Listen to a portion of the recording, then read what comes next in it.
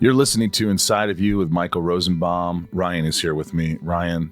Good morning, afternoon, evening, whenever you're listening. Yes. I hope you're enjoying the podcast each week, and hope you're enjoying your week. And I really just want to say I appreciate you tuning in, whether you watch on YouTube or whether you listen on Stitcher or Apple or whatever, Spotify. Spread the word, write a review. It really helps the show. We always say that, but maybe new listeners are listening because they're listening to Stephen Amell, and we'll get right into the interview, by the way. But hey, I'll be in Atlanta at Dragon Con this coming weekend, and then the following weekend in Lexington, Kentucky at a con, and then in West Virginia at the end of the month. So just look on Twitter or all that stuff.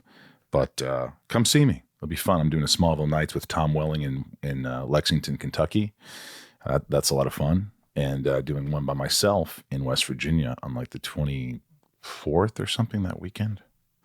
Also, if you want to buy any merch, the Inside of You online store, 10% off all merch. The code, is that what you'd say? Yeah, that's a thing you say. Is Ryan is 10 for 10% off. Ryan is 10? Ryan is 10. Oh. Ryan, RYANIS 10. Like years old?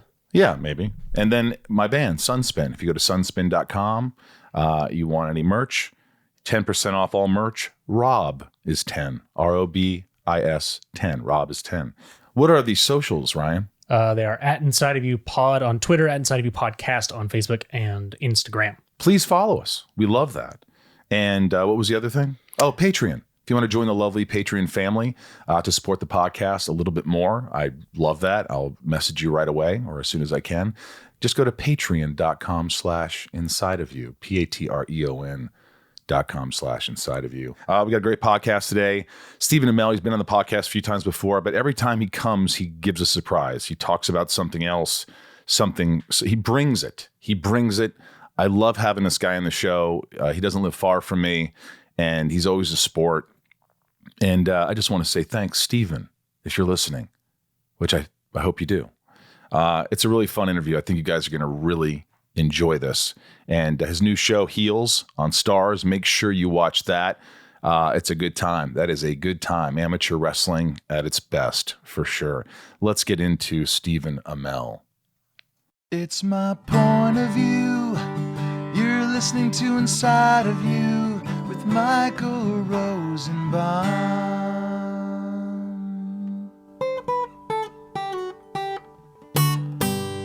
Inside of You with Michael Rosenbaum was not recorded in front of a live studio audience. Dude, you've been on a few times. I'm pumped to have you back. Thank you. I mean, you've really run the gamut in a sense that we had a great episode. Then you had an anxiety attack. I did. Which then it was still a great episode. And then you came back and you said you had COVID. I mean, you've been a guest that has like all these surprises every time you come on. Yeah. And there's two things that I want to do before we can get into whatever you have prepared. I don't have anything. Are you ready? Prepared. Yeah.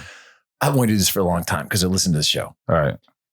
It's my point of view. You're listening to Inside of You with Michael Rosenbaum. Yes. I thought that is beautiful. Thank you. Ryan, give it up for fucking Amell doing it. That, no one's ever done that. And by the way, do you think I should keep that? Never change it. Never change it for anybody? Ever. Ever. That's kind of my thing.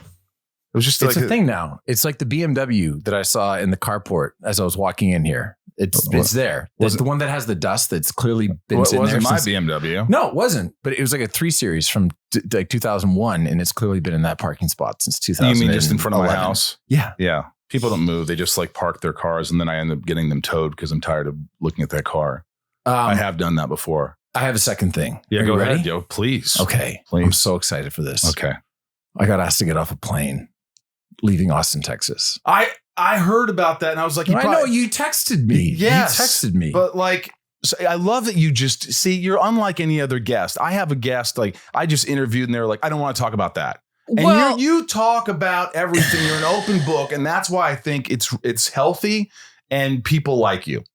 Thank you. I wanted to have just a slight runway here to be able to, to talk about this, because what happened was, and it's very, very simple. All right. I had too many drinks, and I had too many drinks in a public place. Right. And I got on a plane, and the reason that I wanted to talk about it is, and we'll get to it eventually, this will all make sense, is I was pissed off about something else that had nothing to do with Cass, my wife. Right. And I picked a fight.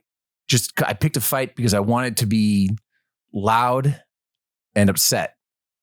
And it was a fight, as in like, it was not an argument. In order to have an argument, two people have to be talking, engaged. My wife said one thing the entire time, which was, if you don't lower your voice, they're going to ask you to get off the plane. That's the only thing that she said the entire time. And what are you doing the whole time? I can't even, honestly, I can't even remember what I was upset about, which was indicative of two things. A, handle your liquor. I had too many drinks. Right. And B, it clearly wasn't important. I was just upset and wanted to be upset. And sure enough, after she said this, a guy came by and he said, "Sir, you have to keep your voice down, please." Just a random guy or a flight attendant? It wasn't a flight attendant. It was the guy that the flight attendant had clearly called. So obviously Cass was 100% right here. Right. I was being loud. I was probably dropping a few F-bombs. I've got the noise canceling. This is not an excuse. I'm not here to make excuses because it's 100% my fault. And you're being louder than you. But yeah. And I don't even want to smile while I'm telling this story because I'm actually frankly like deeply ashamed of it. But I got asked, I was quiet for 10 minutes. The guy came back. Clearly I had made somebody uncomfortable and someone had said something, and they just make the decision. You got to get off the plane. So I got off the plane. I booked on the next flight. I went from... Did you sober up for the next flight? Yeah, I sure did. You want to know why? Because I was sitting in row 17 in the middle seat as opposed to, I wanted to get home. Right. But then I found out that it was going to come out on TMZ. And when I found that out, and the reason I want to bring it up is because I talked about it. And in my one thing that I said about it on the internet, I referred to it as an argument between my wife and I. And it wasn't. It was not an argument. It was just you being loud. It was me. This is 100% my fault. Like I feel like I went the better part of 10 years without, being an asshole in public. I was an asshole in public. How pissed was Cass? Super pissed. And she should be pissed. And she was frankly even more pissed when I said argument as opposed to pick a fight. And I sent that tweet at like 4:00 in the morning because I woke up to a text from my buddy in Toronto that just said, "Are you okay?" And I went, "Oh my God. It's out. It's out." And they used this shitty old photo from like 7 years ago. And the whole thing sucks. It's really, really shameful. And it makes you kind of look in the mirror. And I just realized a couple of things. Don't, if people are going to recognize you, don't necessarily drink in a public place, but more importantly, don't drink in a public place if you can't handle your shit. But I've never known you to be someone who can't handle their alcohol or gets a little out there with it. Well, on occasion, that is what happens. But don't do it on a plane, you fucking loser. And that was it. And you texted me on the B side of it. So, that's it. That's the whole story. But the long tail, the B side of it is the fucking phone calls that you have to make apologizing because the story hits and, I've got to call my mom and I've got to call. What happened? What were you doing? Are you okay? Are you okay, buddy? It's like, yes, I'm okay. Let me ask you this. Did you resist them taking you off the plane? No. And that's the scariest part for me. The scariest part is that I was inebriated. I was upset, and it would have been very easy when the gentleman came up and said, "You collect your things. Let's talk at the top of the entranceway." And I said to him, "Please do not make me get off this plane." I was focused in. I was staring out the window. I wasn't going to say a word for the next 2.5 hours. And he said, "Well, collect your things. We'll talk about it at the top of the entranceway." And I went, "Okay."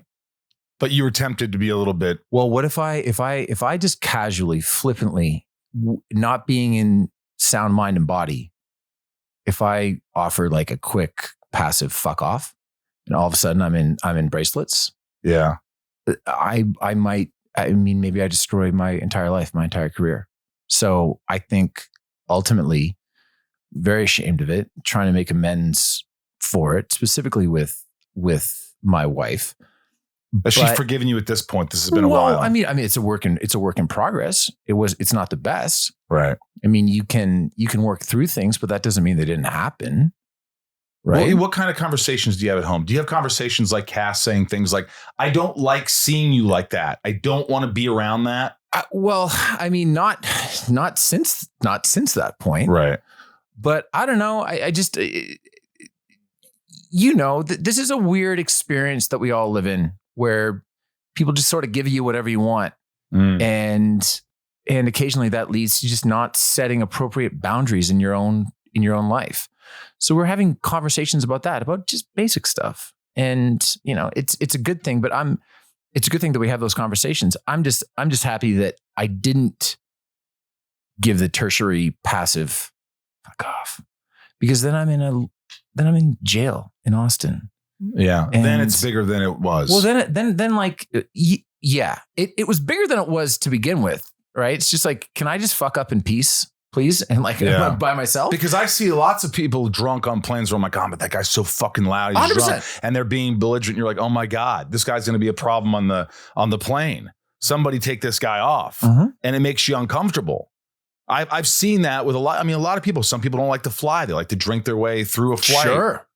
People like, I take maybe a little bit of Xanax, or I used to. I don't fuck with that. To kind of chill out. It's been a while, but like, especially in those long flights, I get anxiety, man. I've had anxiety attacks on planes where I'm like, I think I need to tell them to emergency land. I can't fucking do this. And I have to talk myself out of it. I got to listen to some kind of music. And the guy next to me is like, he's got to be aware of me. So which episode of your podcast do you put on to relax yourself? It's funny. I don't.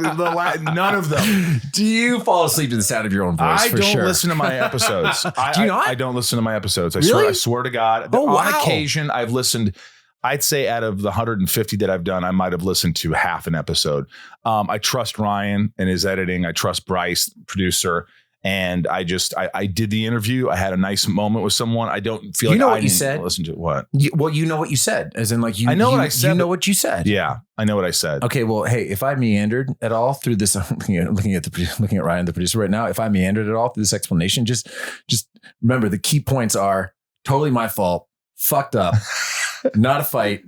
Okay, excuse me, not an argument. No, I can cut around the words to make it seem like it. Thank you very much. Really It's fantastic. Yeah, if you can make that a cogent thought, I really appreciate no remorse. We're gonna get into Heels on Stars because I just watched it and I really freaking loved it.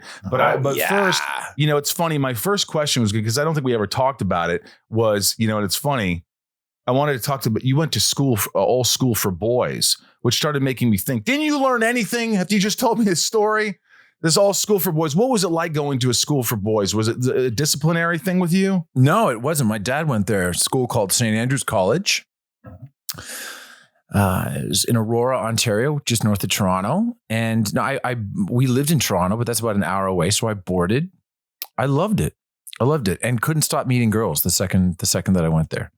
Well, how's that possible? It's not a boys' school. I was very handsome as a teenager. You found a way, didn't you? But they weren't disciplinarians. They weren't like very strict at this school. No, that school's the reason that I'm an actor.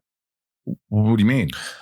William Schooler was the drama teacher when I was there. I believe that he is still the head of drama at St. Andrews. And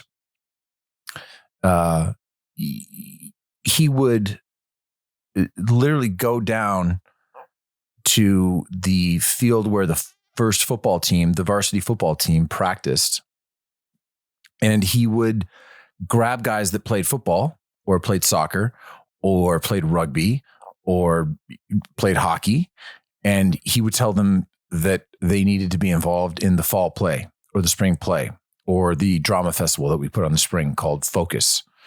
And he would get, what's the stereotypical delineation for high schools? You have jocks, Geeks, Where do theater people fall? Theater goers. Theater goers. Or, what would you call theater goers? Thespians. Sure. Thespians, sure. Yes. So the cool thing about St. Andrews is that they didn't allow the student body to just specialize.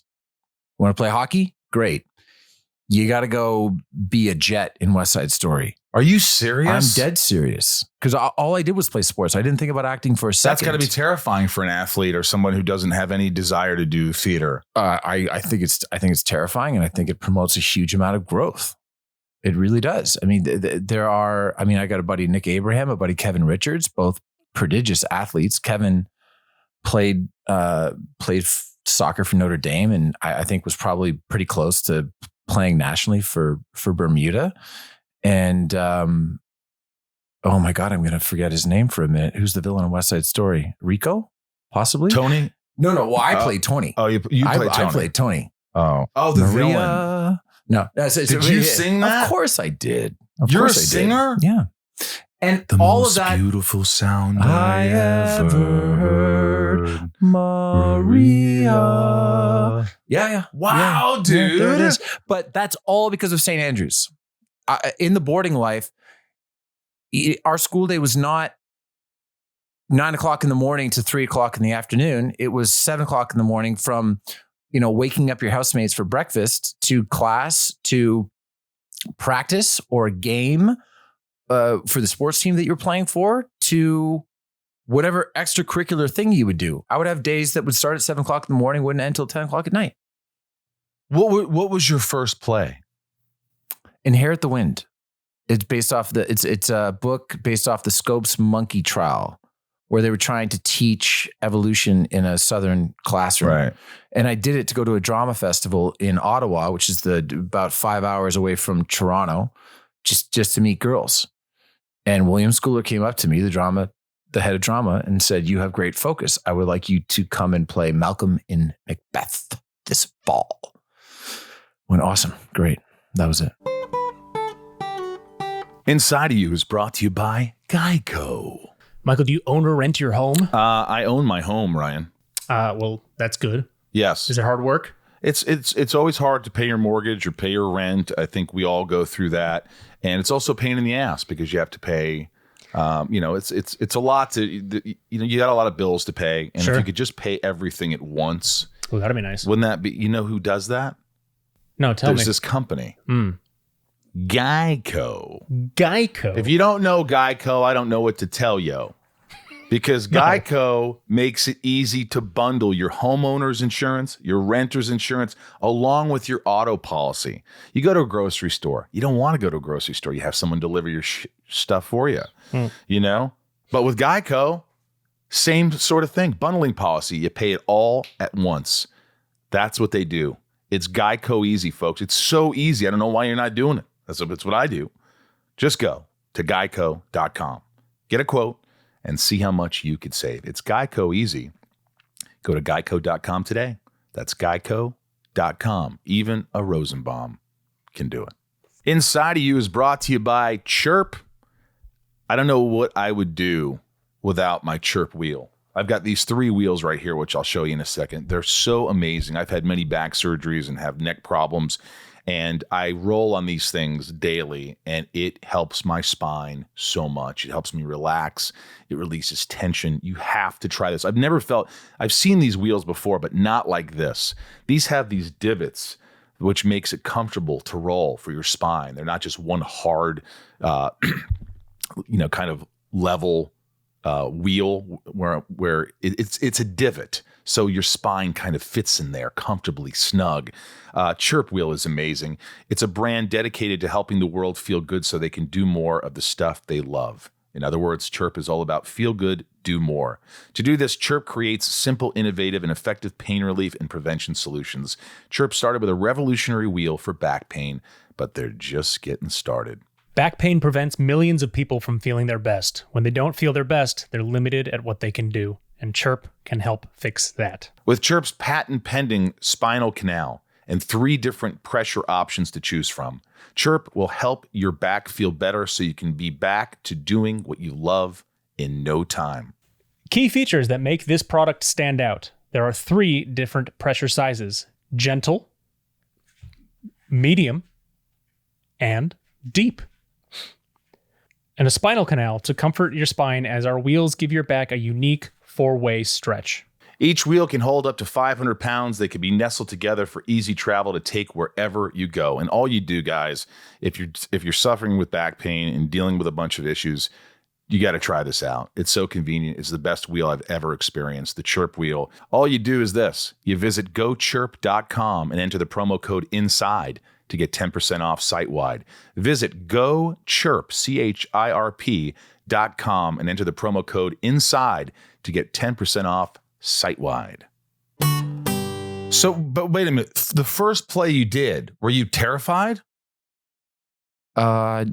No. I get real nervous before things, but I don't get nervous when I'm actually on stage. What about you? First of all, do you do that still even to this day? Like when you're shooting heels, you're shooting arrow, you're shooting a movie. Do you get nervous gearing up for the role, all the prep, and then once you get on set, it becomes easier? Yes. I get nervous at the beginning of anything, at the beginning of a season, at the beginning of season 8 of Arrow, right before that first You're take. nervous, season 8. I've shit 4 times that day. I'm that nervous. And does anyone know that besides you? No. You just keep it to yourself. You keep that confidence. You make it. It's a mirage. Well, no, I don't. I don't keep the confidence. I actually sort of let it. I let it all.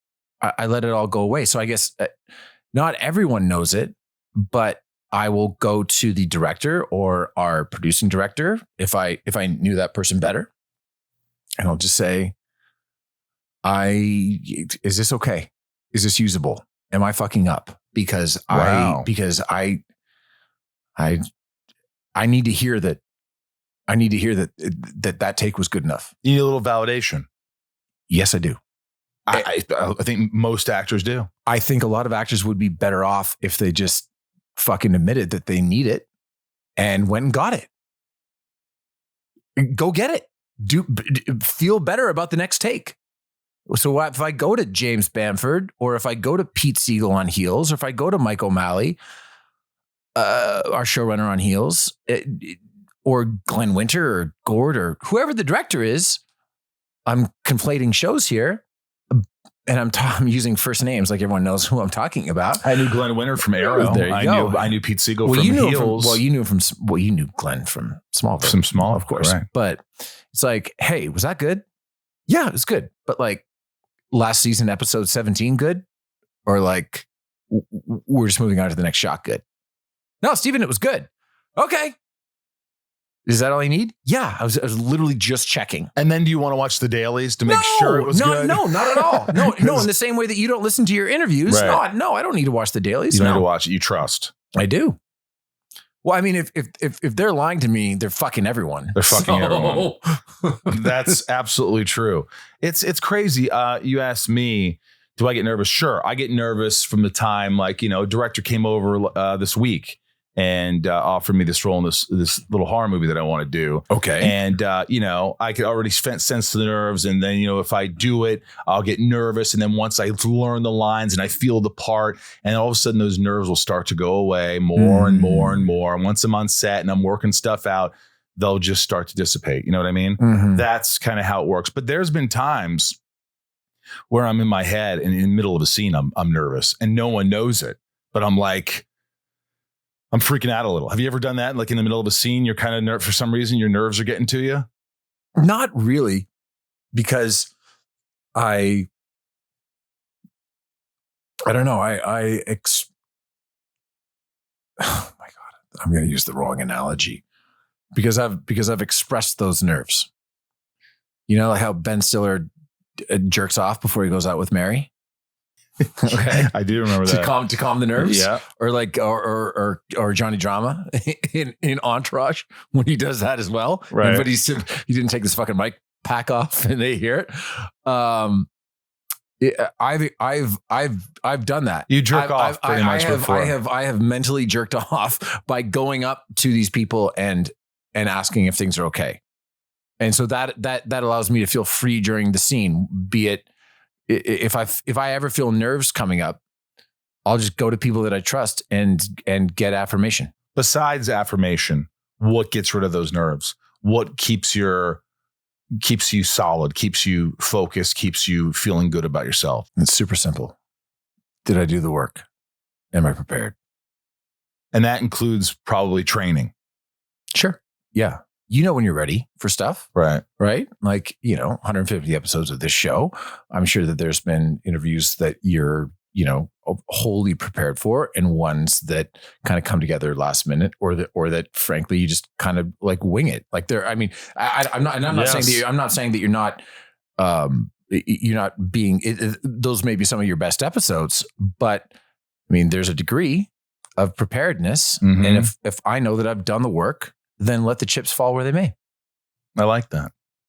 Do you get tired now that you're on another series of talking about Arrow?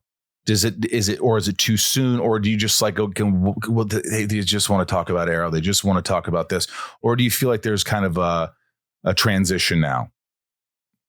That or do you accept it and you're sort of like, this is part of me. This is a big show. I loved it. It's great. People are going to always ask me about this. And that's something you've kind of come into just accept. You remember when the Rangers lost the Stanley Cup final in 2014? Yes, I do. Every moment of it. You remember who scored the goal?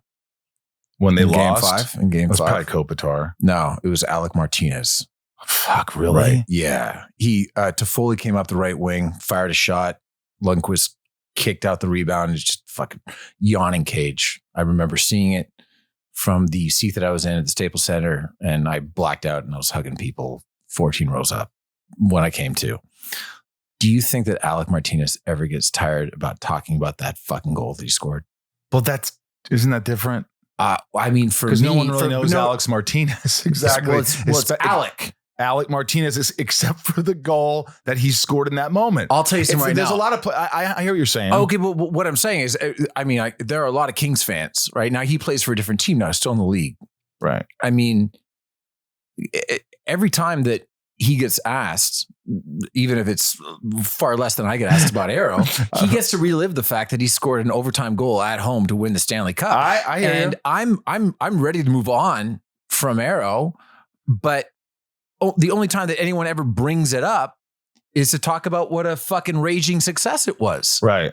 So, and look, I'm trying to do this because, when we did would have been our first podcast or our second podcast, when I had the panic attack, it's because I was trying to get away from something without properly thinking about how important and impactful and just immense a role it played in my entire life. Right. I agree. I hear you. I would say the analogy wasn't exactly spot on that one. Okay. I think the analogy should have been, but Alec Martinez decided to play baseball and he doesn't want to talk about hockey anymore. That's not a good analogy either, is it? No, but again, he's 20 years from now, he's going to be trying to enjoy dinner down in Redondo Beach. Right. Okay. I'm just assuming because that's where like Hermosa, whatever, that's where all the boys on the Kings live. Manhattan Beach. I'm sure, whatever. They live on the beach. And, he's going to get interrupted at dinner, but he's going to have to recall that moment where he fucking won the Stanley Cup in overtime. I mean, that's also the biggest moment of his life. If like 25 years from now, hypothetically, because you'll do a lot more, but the only thing you've done was Arrow and Heels, which are two great shows. You'd probably. I'm probably calling you up, being like, Heels came out 20 years today. You want to beam me over to do the fucking podcast? He won the Stanley Cup. That's a memory that the world will remember, or at least the whole city of Los Angeles. And I'll forget. I forgot it. I didn't even remember it because I'm not a big. You can cut this whole analogy from the. No, the analogies are great. We're learning about analogies as we go on. All right, look, I want to get into Heels because you sent me the screener and I watched it, and now I realize how hard you fucking worked on that. And I know what a perfectionist you are. And I know that you love wrestling so much. You've wrestled with major wrestlers from the WWE. You've been following it your whole life.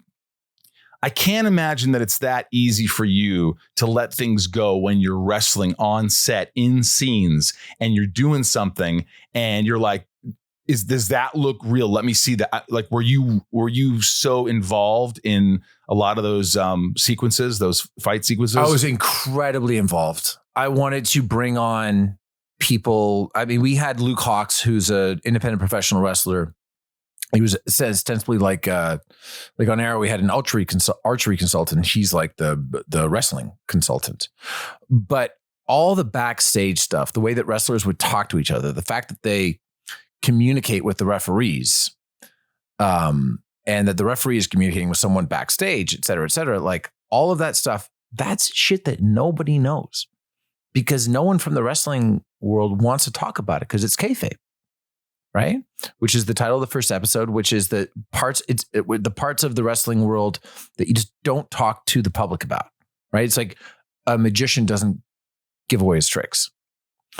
And I've been so fortunate to be backstage at a giant WWE pay-per-view, at Monday Night Raw, at an independent show for Ring of Honor, at a what looked like a fucking hockey rink in San Antonio or something of the like, and at the biggest independent professional wrestling show ever in Chicago in 2018. And just knowing what it's actually like behind the scenes, if I ever felt like anything was wrong or anything didn't look right, I would speak up. And the cool part about Heels is that Mike O'Malley, Pete Siegel, who's an EP but directed 6 of the 8 episodes, or Jessica Lowry, who directed 3 and 4, if anyone was ever not sure about anything, I would be consulted. And it was... You like that? I love it. I felt like, for reasons that I think are obvious because of the place that I was in my career when I accepted this job, I am much more of a partner on Heels than I ever was on Arrow. How so? Just because of more of the consulting and things like that? Well, think about when you were hired as Lex on Smallville, right? Do you remember approximately what you made in your first year doing the show? Money? Yeah, money. We don't need to talk about this specific figure, but yeah. I'm sure you remember. Yeah, I remember. Would you have done it for free? For free? Yeah. Like if you knew, if you could go back and you could look at what Smallville was and what it's done, what it's done and what it did for you. Like when I got Arrow, I know what I got paid in that first year, but I also know that if Warner Brothers was like, we want $800 paid to us per episode, and then we'll start paying you next year, I would be like, okay. Right. So you go on to that show as someone that they hired. I came on to Heels as a partner. It's not a criticism. Yeah. It's not a criticism of the prior job. No, it's just a different. But it's just a different thing. Right. They offered it to me. This show got greenlit because I said yes. So you just walk in with a different relationship. That makes a lot of sense. You're an EP. I'm not. You're not an EP? I'm not an EP. I would like to be. We haven't formally had those conversations. This is not a passive comment. I would like to be an EP because I feel like I would like to be an EP because I actually feel like I would bring value as an EP. You wouldn't be just an actor with an EP credit. No. You do the hands-on. And listen, like I know what I could do as an EP. We have 2 wonderful EPs in our show, Julie Yorn and Patrick Walmsley. And the reason that I know that they're good is because everything runs smoothly and I have no fucking idea what they do. So I said to Patrick, like, what do you do? Like, I don't know. I'm serious. And I mean this as like this is the highest form of compliment because you probably put out fires on a daily basis. And he goes, I do. And I go, I've never heard about one of them. And good producer. That's what I do. Okay. That's a good producer. That's a fucking You don't want to know about producer. the problems. If you're hearing about all the shit that's going on, you can't focus. You can't do the best you can. When preparing for this, did you have any input in terms of like, I want this to kind of have the grit of like a wrestler, the movie The Wrestler with Sure. Mickey Rourke mixed in with, something else, but did you talk a lot about what it's going to look like, how it's going to feel? Because there is that grittiness and that darkness, and that it's not just a light show of this little town where, they're doing independent wrestling. There's some shit that goes on, and the fact that, your brother is kind of a fuck up, but he's supposed to play this nice guy who's, that you're wrestling in the small town. I mean, did you have a lot of input into I want to know what this is going to look like? What's your vision? The nicest thing that I can say about the pilot, and my manager, Michael Garnett, said it as well, is he said after he saw the first episode, he goes, that is exactly how I fucking pictured it when I read it. That's great. And it really was. Yeah. And the thing that I'm most proud of, because I did have an idea for it, but you got to remember that this is independent professional wrestling. So what does the Duffy Dome look like? It doesn't look like SoFi Stadium. Okay. Right. It's a barn. Fucking piece of shit barn that has character, and it looks great when it's filled, but it probably smells like piss and stale beer.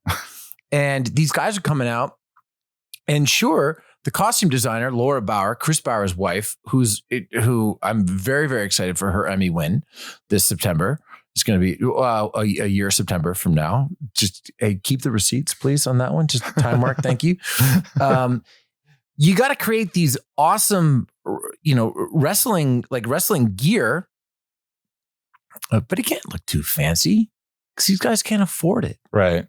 I like the getup. I would not be seeing. No, I like it too. But when the Macho Man or Ric Flair is coming out in those robes, those are like $6,000-$7,000. It would make robes. sense for this independent wrestling. No, of course not. Or like when Stars, I have a match in episode 3.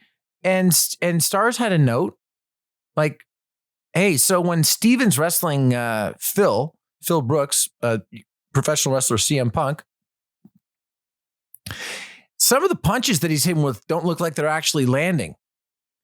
And the showrunner goes, well, I mean, it's not real. It's not, he's doing his best and stuff like that, but it's not real. But the fact that Laura Bauer and costume design, and she is, I assume, not like, Game of Thrones money, but she has money to put towards wardrobe. It's the fact that she can make it understated, great style, is fantastic. And the fact that Stars can take a note like, no, we're not going to explain to the audience that Steven's not actually hitting Phil. We're just going to assume like they were good with it. Right. And I forget what the actual question is. I'm just excited. No, you answer. Were you nervous filming in front of all these people, these wrestling scenes? No, man. You just were pumped up. You were in the zone. Fucking pumped up.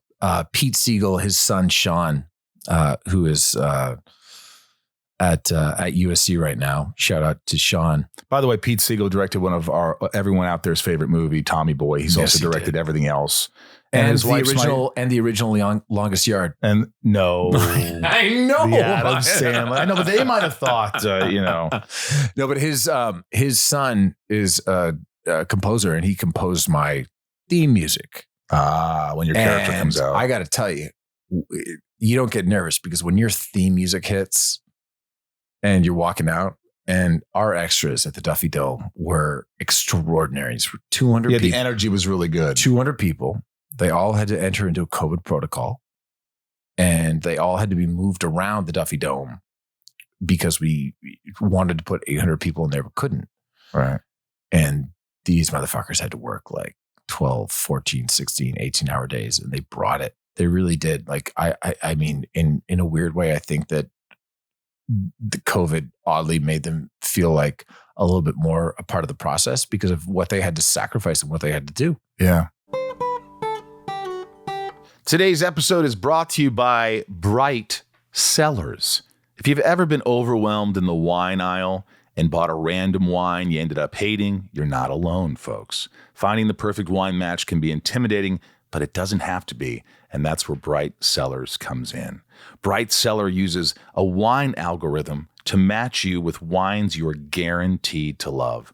All you have to do is take their 30-second quiz, which I took, and they match you with wines based on things you know you like your favorite type of chocolate or favorite type of juice. Look at this wonderful wine right here. This is a Vin Blanc, as they call it. They sent me a bunch of wine, and they the quiz is so cool because they're like, do you like this or this? What option? And you're like, oh, this, like they said in here, chocolate, what type of chocolate? There's certain things that they'll know your taste buds based on this algorithm. And you put it in, and they sent me like 8 bottles of wine, and I've had 3, not all in one sitting.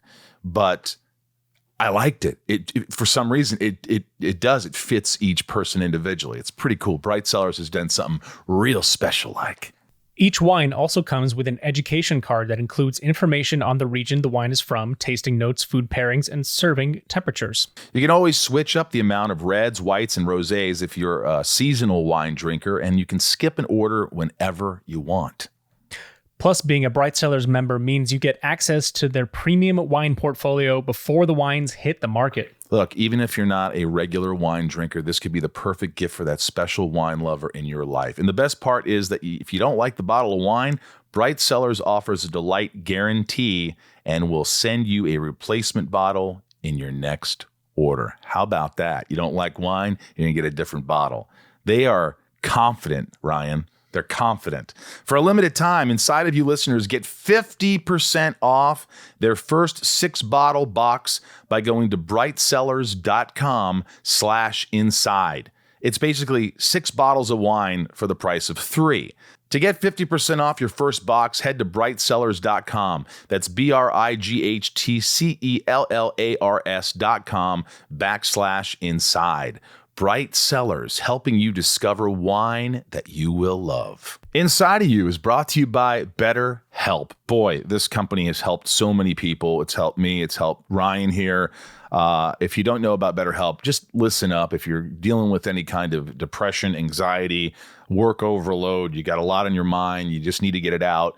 Ryan, we've talked about this. You're still doing BetterHelp. Still doing BetterHelp. It's still helping you. Still you helping. seem like in better spirit. I'm not just saying that, but you can tell. BetterHelp helps you get better. It really does. It really does. And I like these guys. They've stuck with me because I think it's working. I think people are listening. And, I notice a lot of my patrons, they'll respond like, hey, BetterHelp's really cool. Thanks for introducing me to it. And it's just one of those sponsors it's not even a hard sell. It's like, it's so easy to like, do you want to feel better about yourself? Do you want to fix things that you don't like about yourself? BetterHelp is there. If you're feeling depressed or struggling with uncertainty or having difficulty sleeping, BetterHelp offers experienced therapists who can listen and they can help. And you can start communicating in 48 hours or less. There's a broad range of expertise available, which may not be locally available in many areas. The service is available for clients worldwide. You can log into your account anytime, send a message to your counselor, and you'll get timely and thoughtful responses. Plus, you can schedule weekly video or phone sessions, so you won't ever have to sit in an uncomfortable waiting room as with traditional therapy. BetterHelp is committed to facilitating great therapeutic matches, so they'll make it easy and free to change counselors if needed. If you have did you have to change a counselor? I did, but that was only because he left the service. Oh, he left the service. Yeah. Okay. Well, there you go. Yeah. I mean, that's the thing. You meet somebody, a lot of times you're like, I'm not comfortable with this person, or It's so easy. You just change. They'll help you change immediately. And this is common. This happens. You might meet the therapist of your life, of your dreams. But you'll find the right one. It's more affordable than traditional offline counseling, and financial aid is available, and that's for damn sure.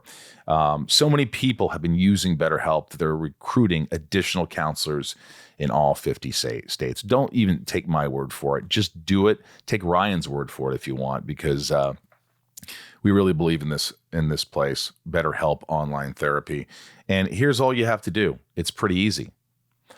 Inside of You is sponsored by BetterHelp Online Therapy, and our listeners get 10% off their first month of online therapy at betterhelp.com/inside. That's betterhelp.com/inside. Get matched with a BetterHelp therapist and get started. And you're doing your own stunts for the most part? Yeah. And so is Ace. What's his name? Alexander Ludwig. Alexander Ludwig. Now, I noticed he did this big backflip off the ropes. Mm-hmm. Was he a stuntman? Is he an athlete? Was he a wrestler? Like, No. I'll tell you what he is. He's, I think, still in his 20s, and 2 inches taller than me and 25 pounds heavier than I am. So thanks so much to Stars and Lionsgate for fucking casting my younger brother as this guy. He is a fellow Canadian, grew up in Vancouver and loved freestyle skiing. And all that's just all, like, he knows how to do backflips and shit like that. And he's like, Ace should do a backflip. It's arrogant. It's, perfunctory. Like, it doesn't matter. That's what he should do.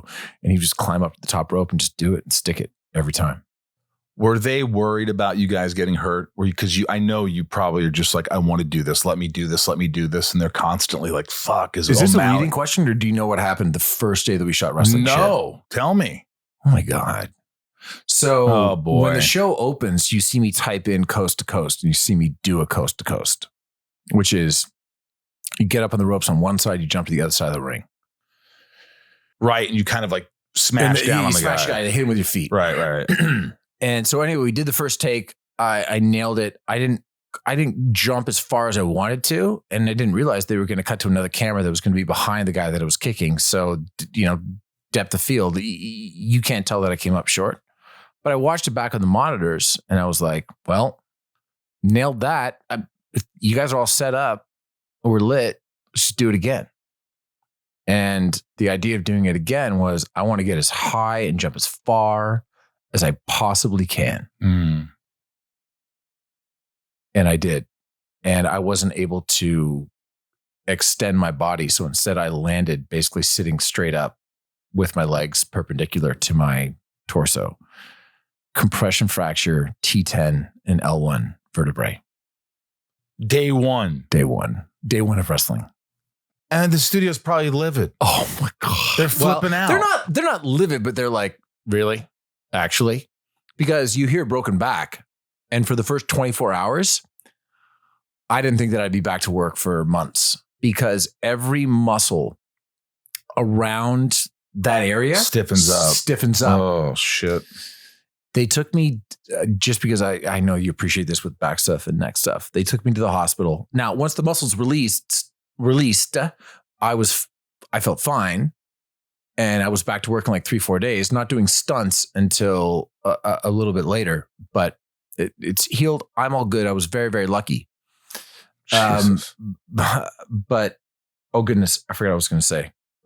About you got injured and you thought you were going to be gone for months, and then you come back. Everything will get. Oh, okay. So I go to the hospital and I'm in incredible amounts of pain. My wife is there, and they're like, scale of 1 to 10. What? We don't know what's wrong yet. I haven't been X-rayed.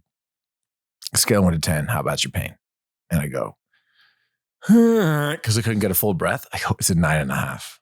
I go, 10's death. I go, it's a 9.5 out of 10. I go, I'm in extraordinary amounts of pain to the point that it's making me introspective. Like I'm in such pain that I am outside my body right now, thinking about how much pain that I'm in. And the doctor looks at Cassandra and says, what's his pain threshold like? And she goes, it's very high. And he goes, okay. Morphine, Zofran, because I was nauseous, and Valium pumped into my arm. And within 5 minutes, Cass goes, how are you? And I go, is there a Chick-fil-A close by? And one of the nurses says, yeah. Why? I go, I'm Cass, really can you hungry. go get me a vanilla milkshake, please? She came back the next day because she wasn't allowed to stay because of all the COVID protocols, because I had to spend the night in the hospital. Oh my She came back the next day. She's like, what does this room smell like? And I'm like, vanilla milkshake. And she's like, yeah, why is that? And I'm like, because I've been sipping this fucker for the past 16 hours. Oh my God. So when were you able to start filming the scenes again? Those scenes where you're wrestling? I heard it around Halloween. Went back to work. Again, 3-4 days later, we filmed until Thanksgiving. And then we broke from Thanksgiving until early January because a lot of people had to be away from their families for shooting. Right. And then when I got back, I went back to filming wrestling stuff at the end of January. All right. So you had some months off to really. Now, were you worried about, because you got COVID in the interim, right? No, I just gotten back from having COVID. So weren't you worried about losing all this weight and then you're injured and you can't really work out? Did you? Well, I mean, because you were rich. You are thick. Thick. Thank you. That's actually what I was going for. On this show, you look like you. I mean, that's the build of I buy it. If you put me in a Speedo right now, they would say this is the first anorexic wrestler. You can't have a physique designed for a poster where they do a bunch of, after touch-ups. What do they call it with the camera? Like where you fuck shit up, that you make the image look different in a better way.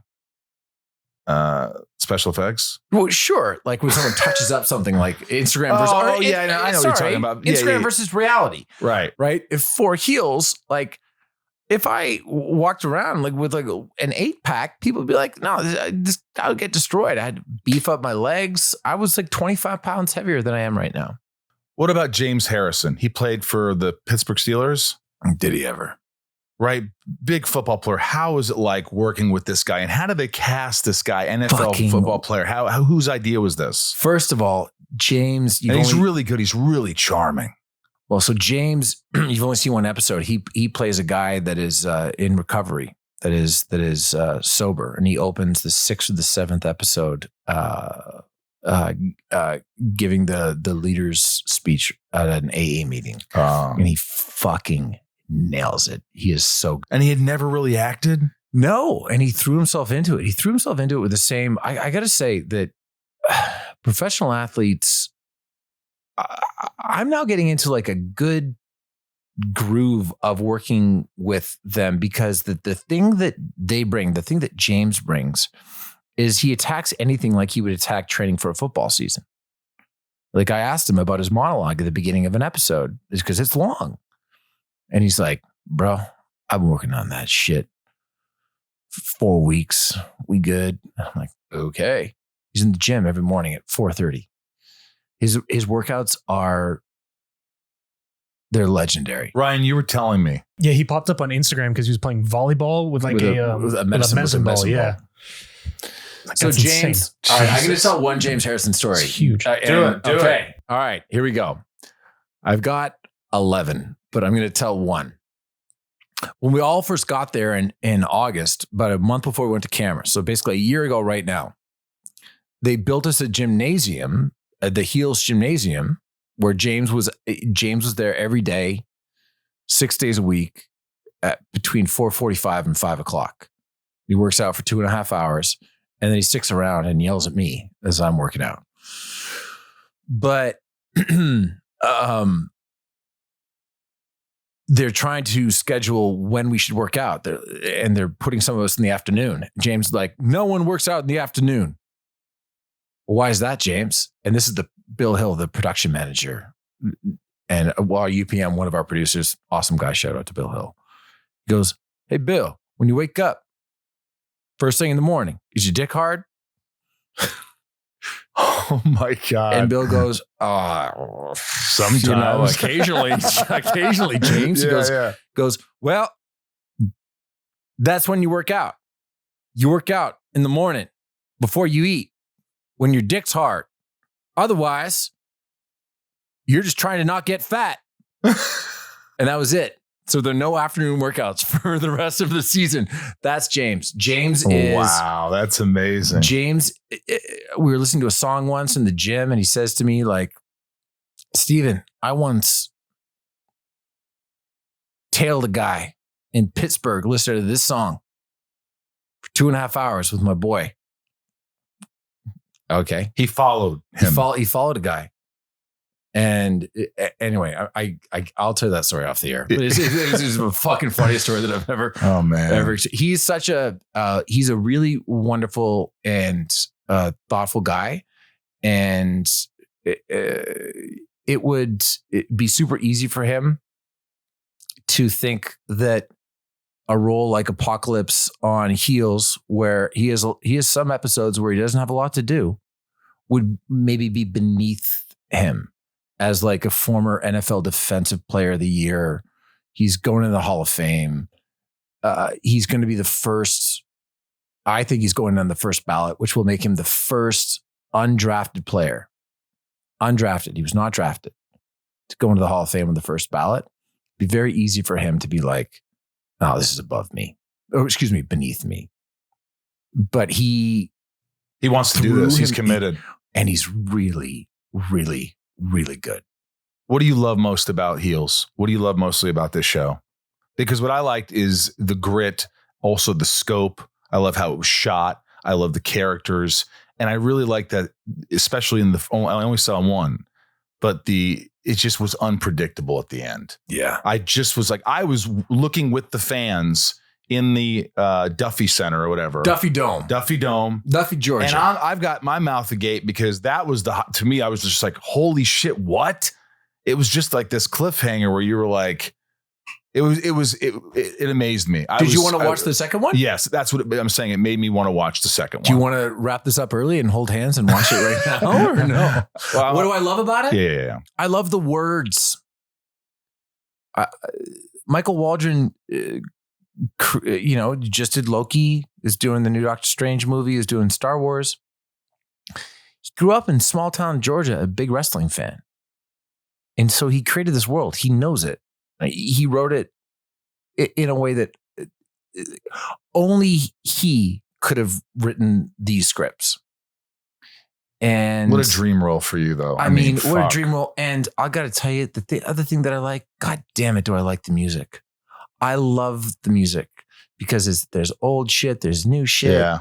There's a song that opens and closes episode 3 called Yamaha by Delta Spirit. You put one of my songs, it's in the bar scene, it's in the background, but you still put one of my songs in there. Is that true? Yeah, Sunspin song. There's a Sunspin song in your in episode 2. They told me it was in a bar scene. Is this what made me mad and got me thrown off the plane? Because I don't remember this at all. Really? But it is. What the fuck are you talking about? The producer called me, or the guy said, hey, we're putting one of your songs in the thing. I'm like, great. You can barely hear it, but it doesn't matter. I still get paid. Sure. I got paid. Oh, and I like first of all, that's terrific. Yeah. But thanks, buddy. I like, and I'm thinking I'm having like flashes of this now, but I like the fact that we have an old school opening credits. Yeah. Yeah. What you mean with we have a Smallville style opening credits with the characters. Oh, where 100%. you see the characters. I love it. It's just fitting. Small town. Jeff Hirsch, who is the CEO of Stars and just an all-around wonderful guy, and put a lot on the line for the show because we were the first Star show to go back during the pandemic, and I'm sure they had to spend money fucking hand over fist to make this thing work with all the testing and et cetera, to keep everyone safe. And they did. Doesn't matter that I got it, that other people got it. There was not one transmitted case on set the entire year, period. Actually. Oh no, I lost my train of what thought. you like about the show. All these things that you like about the show.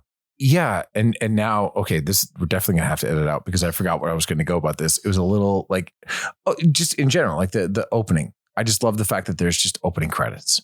Yeah. I like it good. too. It's just, it's got a great theme song. And I hope, taking it back to the opening of your podcast, never change it ever. Don't update it. It's my point of view. Hey, I would totally marry your wife. Is Not that Cassandra. True? Oh, no, in the show. Oh my goodness. Yeah, that didn't come out right. I mean, she's fantastic and she was beautiful. I'm like, oh my gosh. Yeah, she's pretty woman. Not your wife. I have a good story about her that you'll appreciate. That you can't talk about. No, that I can talk about. If you'd like. Well, let's hear it. I did a very selfish thing. I wanted us to have this amazing memory together to help build chemistry for us in the show. So I did a chemistry read with Allison Luff, who plays my wife, and a few other actors in LA in Jesus Murphy. It's either early 2020 or early 2020. And we came out of the session and I was like, I got in touch with Mike O'Malley, our showrunner, and I said, it's Allison. Like it's Allison.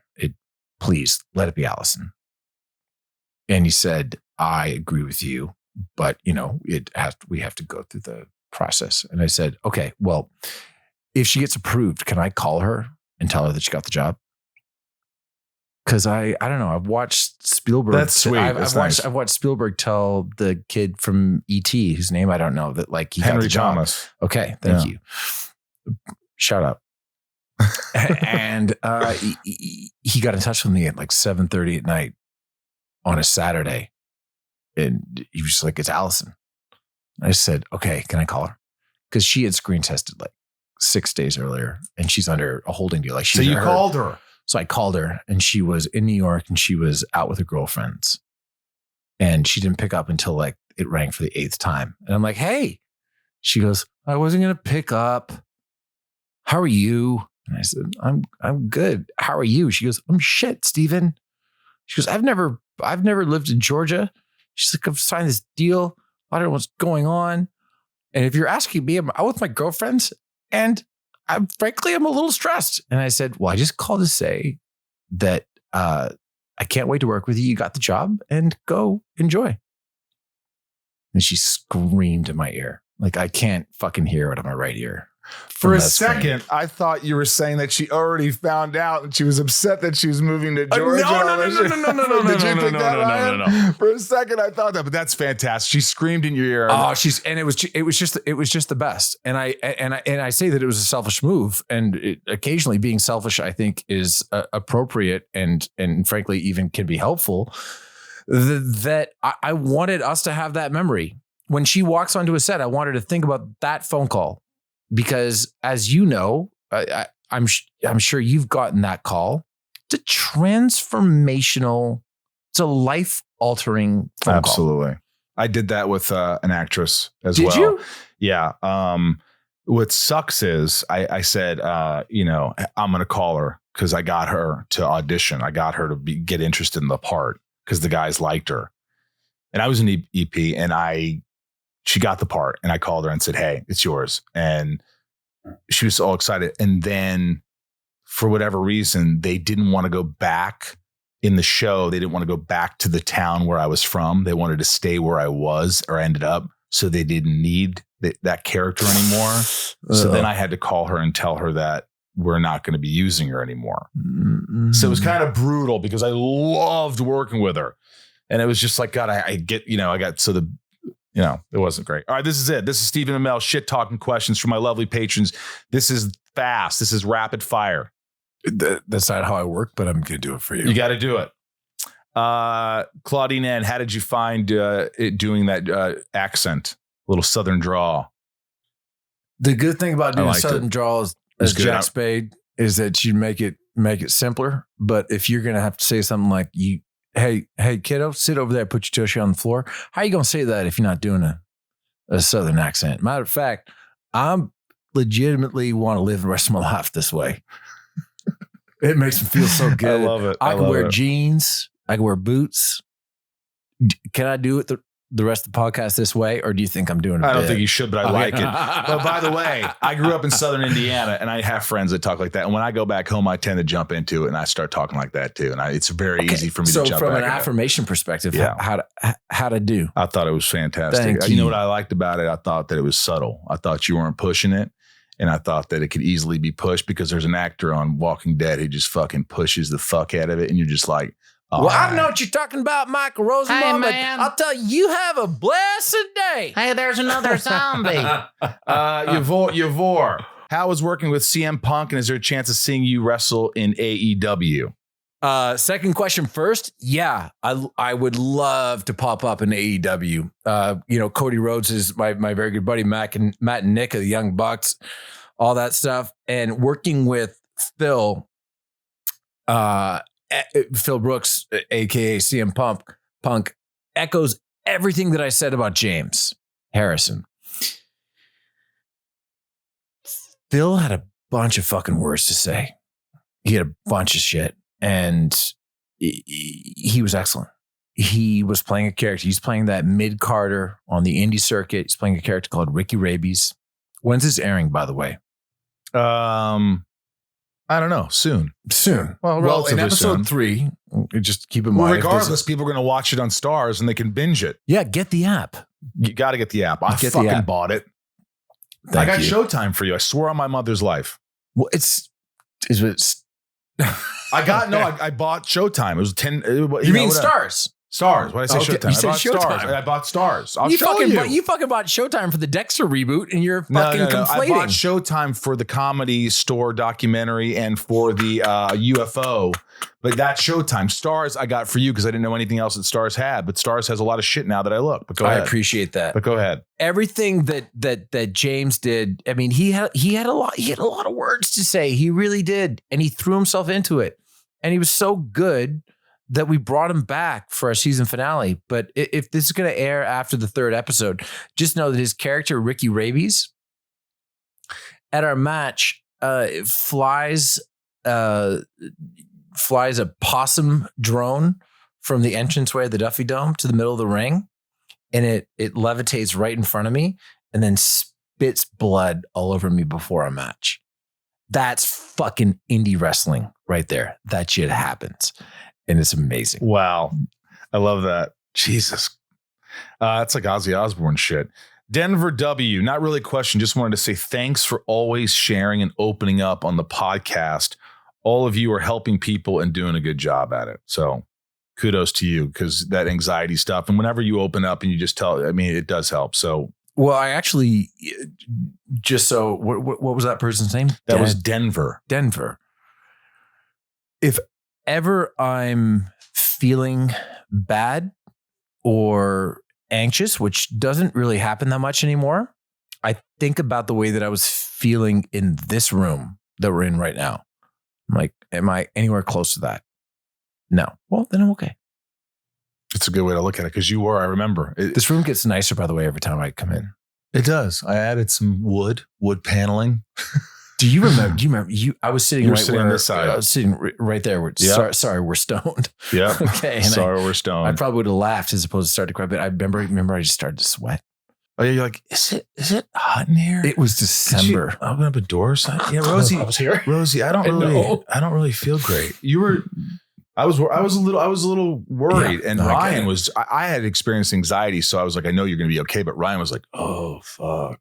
Yeah, no. When you guys did the little brief interlude between the first time that I came, the second time that I came, I've done my you singing voice, but my Ryan impersonation is, dude, he was literally falling apart right in front of us. Yeah. But rightfully so. You were doing so much. All right, listen to this. Steph A, really, this is a question that everybody wants to know. Do you have any plans to return back to the superhero genre? Have you been approached? Can you see yourself returning to a reunion of Arrow or doing something in the superhero world? Or have you not been approached by any of that? Or would you consider it if you were? If I had been approached, I wouldn't say, but I have not. I think. Wait, what? No, I know. Okay. No, it made sense. I know what you're saying. I was thinking about this question as I drove here, and if the opportunity ever came up to like do 6 to 8 episodes of Arrow as like a limited series on Netflix or HBO Max or something like that, or on the CW, as the case may be, I think that'd be amazing. So you'd do it if it was a limited series, sort of like either streaming or under 10 episodes that was doable, and you would do something like that? No, I actually wouldn't put a limit on it at all. I think the idea of coming back and playing Oliver Queen at any point in my life is a really fun idea. The example being,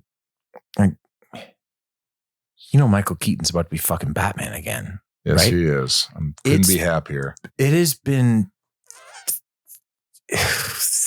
29 years since he played Batman. It's been like 6.5 minutes since I played Arrow. I know. I love playing Oliver Queen, and just in general, the idea of like going back to that character as I'm getting all these new reps as an actor and feel like I'm getting better. I mean, it's intoxicating, but from hand to God, I have not been approached at all. Hand to God. Heels is on Stars. I suggest you watch it. It's gritty. It's dark. It's funny. It's got everything you want. You get to see this guy in a Speedo. I don't know why the fuck you wouldn't want to tune in just for that. Those are trunks. They're called trunks. Is that what they're called? Yeah, they're called trunks. I could never wear those. I could never, unless somebody really. You could on the show. And in fact, if you ever guest star on the show, you have to. My legs are so thin. It's not about the legs. You're not going to worry about the legs. Okay? You're going to worry about the fact that people are going to be able to tell what religion you are based off of the Speedo. I'm not so much worried about. So what you have to do is you have to cover it up. So it becomes one just general area, general package area, not like, oh, that's where his dick is. Okay. I wrestled in 7th and 8th grade. Really? How was I quit that? To play hockey. I was 16-1. 8 of the matches I won by forfeit because I was so light in weight that no one was there to wrestle me. That's the absolute truth. But I wasn't bad. I could still do a cross-face cradle. I was good. I'm scrappy. Mm-hmm. I knew how to do it. I could wrestle. I mean, this kind of wrestling is a little different. Yeah. And, people say, they could sit there and say, it's fake and all this stuff. But the amount of pain that you go through, that these guys go through, is real. The falling, jumping off the ropes and the hitting, you still are getting hit. Okay. You're still getting bruised up. So question for you as someone has probably seen wrestling and has seen heels, but doesn't know a ton about professional wrestling. That's probably true. Is that true? That's very true. What is the ring mat made of? Heavy canvas. It is one layer of canvas over a giant wooden, like plywood. Are you serious? Yes. Plywood. So you're falling essentially on wood and canvas. That's correct. Okay. Pain. And so the middle of the ring has the most give to it. And the outsides of the ring, like closer to the turnbuckles, have ostensibly no give. Right. So, okay. And to that end, the ropes in the ring. Oof. What are they made of? Don't tell me like bridge wire or some shit. They are steel cables with tape over them. Okay. Why do they do that? Why don't they make them more comfortable? I don't. Right? Wouldn't that be nicer? I do feel like the wrestling industry is occasionally like the rich old man that refuses to buy a new nice TV. Right. And is watching the fucking Packers-Rams game on standard definition. And you're like, come on, man. And he's like, my TV works. That's how the wrestling, that's how the WWE does it. So, I mean, the gym that they built us, when we go there, one side was weights and one side was a practice ring. And my warm up every day was just going and running the ropes and then taking a flat back bump in the middle of the ring, which just means falling backwards, fall down, hit the canvas. Well, it stings just to hit the canvas. Yeah, it does. Because if you don't tuck your chin and if you don't displace the impact, you're hurting yourself. Your head's going to snap back and you're going to get your bell rung. And so you take the flat back bump. I took like 5 or 6, just up, down, up, down, up, down. And then I'd run the ropes. And I know that I'm not actually running the ropes until I get the full mid-thoracic adjustment that happens from the ropes, from hitting the ropes. It is no fucking joke. These guys, I wrestle CM Punk in the 3rd episode, like we talked about. He spent more time in the gym warming up He's 2 years older than I am, maybe 3. Spent more time in the gym warming up than I did working out. Just limbering up his body. Jesus. It's fucked up. Real deal, Ryan. I don't want any part of it. Me neither. I want a stunt man. I want a good stunt man. I want and a really good close-up right after I make impact. That's what I'm talking about. Stephen, this is awesome. You're always welcome. I hope you'll come back next year because you've been on more than any other guest now. Is that true? You've been on more than Welling. I think this is your 3rd or 4th. Oh, that's what I meant. This is my 4th. I think it is. It's 4th and a half. But it's worth it. It feels like, we talked about mostly different things today. Hey, how is Tom? Tom's doing well. He just had another kid. Good for him. So he's got 2 kids. You just have the one, right? Just Maeve. the one. Maverick. I know Mavi. Mavi, right? M-A-V-I? Yeah. She's adorable. I see all the pictures of you guys jumping into a lake and shit like that. And she's the best, man. What a joy to you. I can tell she brings so much joy. Mavi is adorable, but she's about to be 8 in October. She's a handful, isn't she? She is a handful. She is her mother. She doesn't need anything from anyone. She is her own person. And this has been supercharged by the pandemic because she hasn't had to, she hasn't been really interacting with people. So it's about like her making up her own day, stuff like that. And she crushed it with virtual learning on grade 1 in Miss Gary's class. And she's amazing now, but it's just like, she's her mom. She's beautiful and smart and thoughtful and doesn't like to be hugged. Just like her mom. Just like her mom. Her mom doesn't like to be hugged. No, she doesn't. She doesn't. All right, before you go, you just put the Sunspin hat on for 1 second. 100%. This is my band's hat. He likes the hat. He's going to wear it. He didn't even know it was my band. Well, there it is. Look at that. It looks good on you, dude. Look at that. Look over here. I will if I can have one of the coasters. I'm kidding. You take one. No, I'm not. Well, I have so many coasters. I have so many as well. We own a winery. It looks good. I have all. Does it? You're going to want to say, you're going to be like, why didn't I wear this the whole time? You want to redo it? Should we start again? No. Hey, so I want to bring up before we start, I got asked to get off a plane. Stephen Amell, thanks for allowing me to be inside of you, man. It's always a pleasure. Thank you, Michael. I loved it. I loved all of it.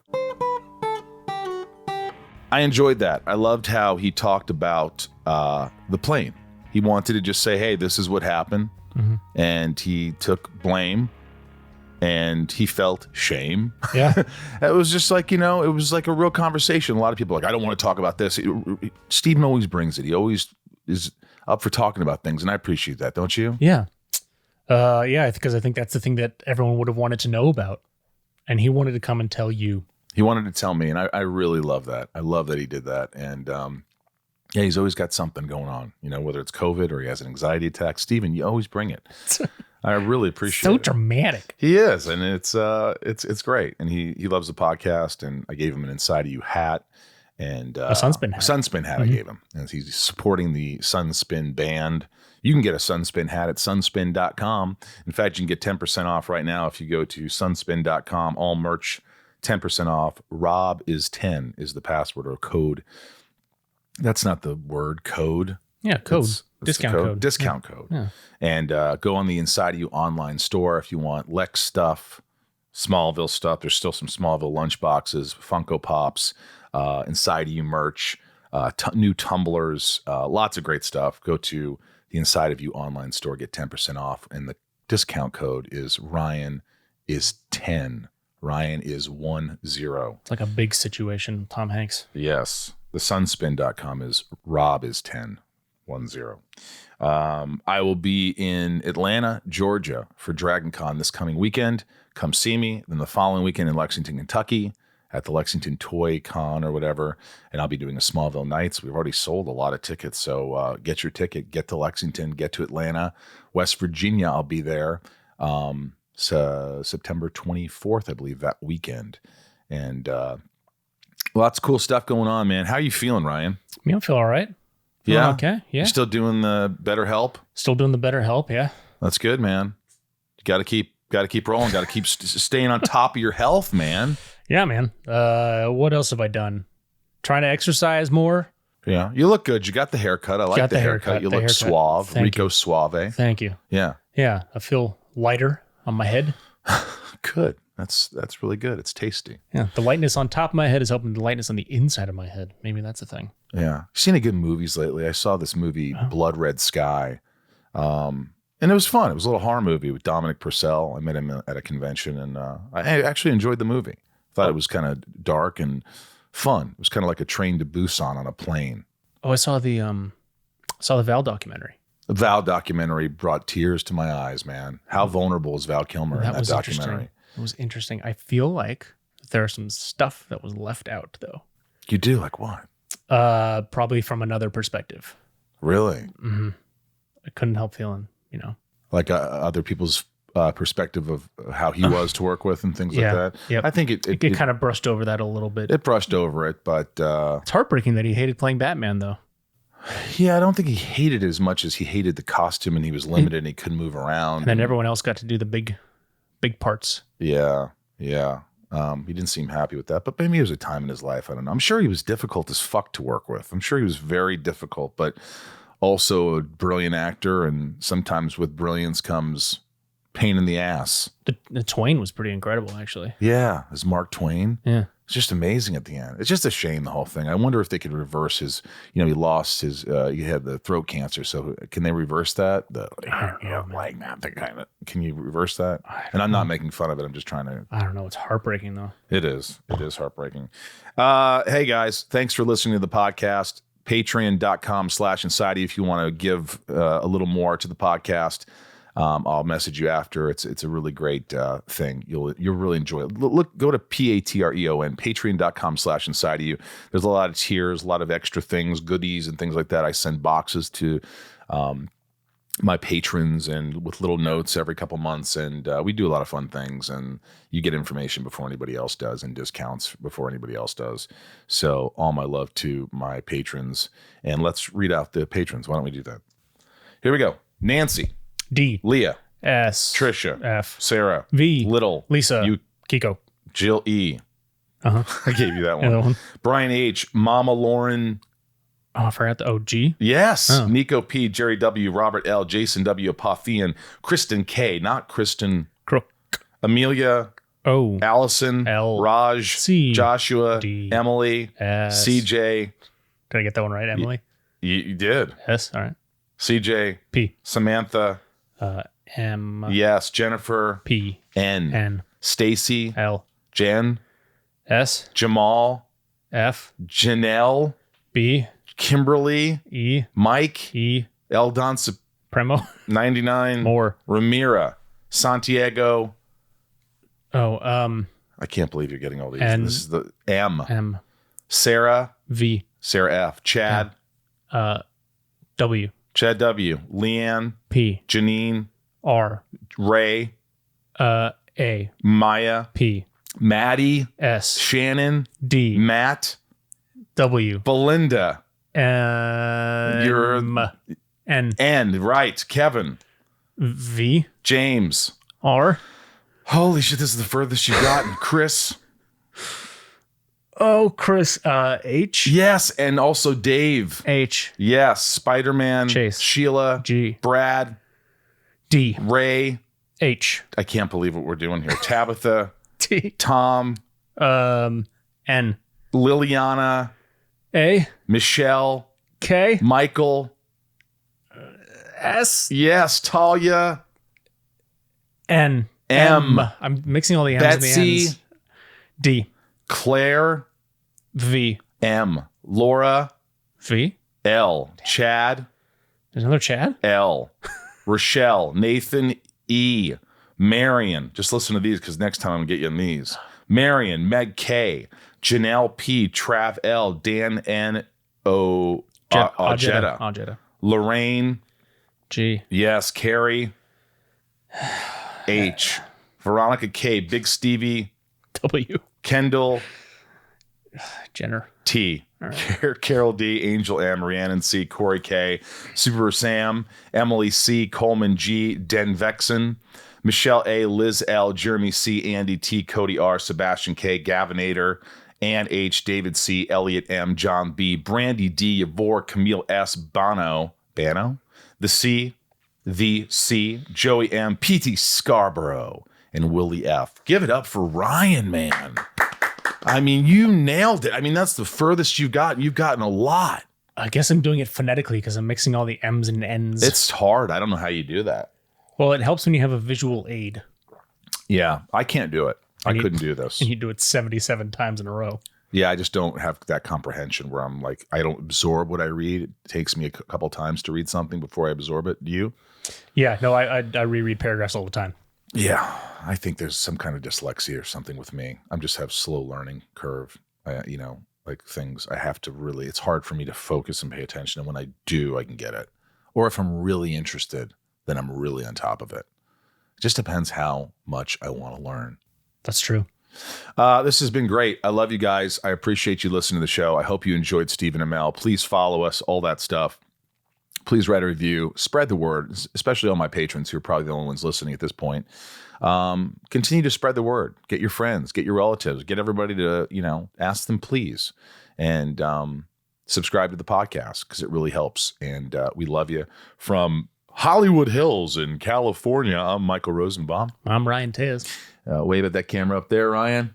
Bye. We love you guys. Thank you for allowing me to be inside of each and every one of you each week. Come back and see us. Ryan, he'll be sitting right there. All right. Thank you.